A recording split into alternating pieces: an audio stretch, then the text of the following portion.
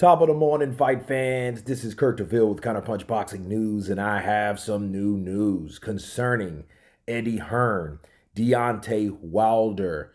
Get this. Hearn responds to Wilder's about Joshua deal, and this is what he had to say. Quote, on what planet would you not even ask what that offer is?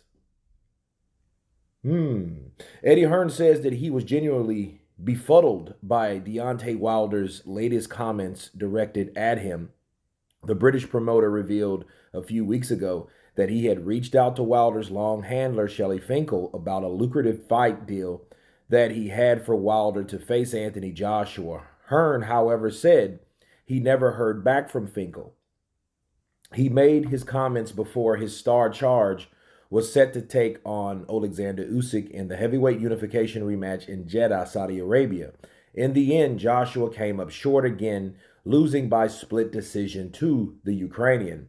After the fight, Joshua took to social media to suggest that Hearn had reached out to him for simply insurance purposes. In a follow-up interview with ES News, Wilder claimed Hearn's attempt to broker a deal with him before Joshua's big fight with evidence that he had no confidence in Joshua's ability to defeat Usyk.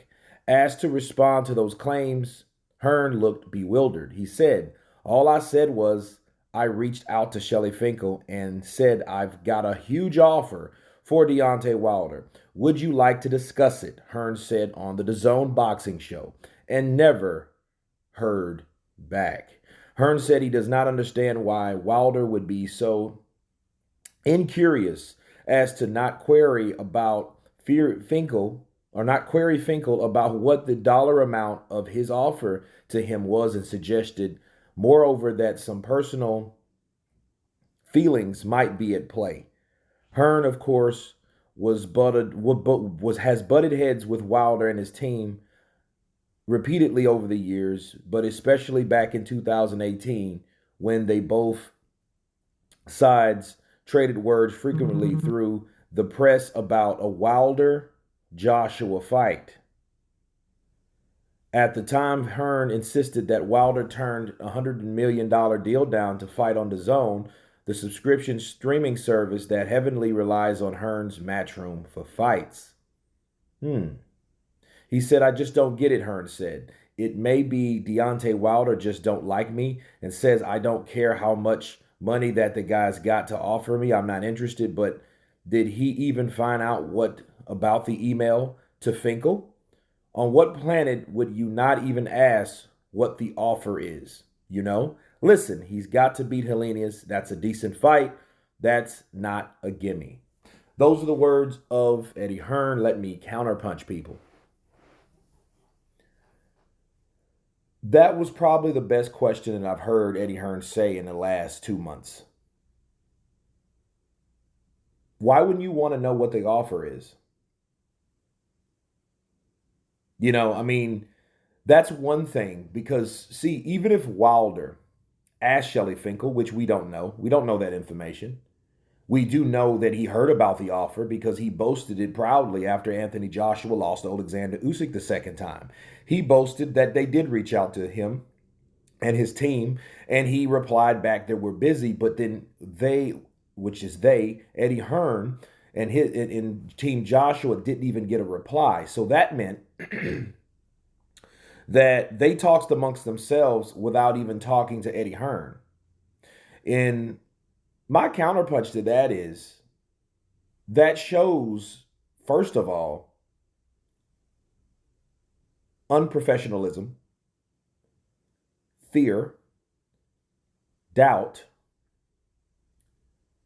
and I feel that Shelley Finkel should just shut his mouth if he knows that he didn't even reply back. Because what is your job as a manager? You have one job, to manage your fighter. That's Shelley Finkel's one job, and you couldn't even manage to reply back. And to me, this just seems like a deploy from Team Finkel, or Team Team Wilder, right? Because Finkel's on Wilder's team. I guess that's how you say it, right? And I feel that Shelly Finkel was using Anthony Joshua once again to promote a particular fight that no one was really into. I think a lot of people are interested to see what Wilder's going to do, but I think Finkel's way of doing it is to add extra revenue and extra intrigue in the mix. How do you do that? You talk about a fight that never happened that could possibly make money, that you don't intend on doing or entertaining. You pretend that you're entertaining that idea and you pretend that you want that idea. Therefore, that gives that fight more speed and more mustard. Okay? So the whole idea of Wilder and Joshua potentially talking would bring more people to that fight, because then they can see if Deontay Wilder can get over that hurdle, which Robert Helenius is that hurdle because he's coming off two wins from Adam Kalnacki. And we know that those guys are set to fight October 15th, PBC Fox. And when you don't reply, it just shows you just confirm it by not even responding. See, if there was actual back and forth negotiations, actual talks, actual replies, then this is what'll happen.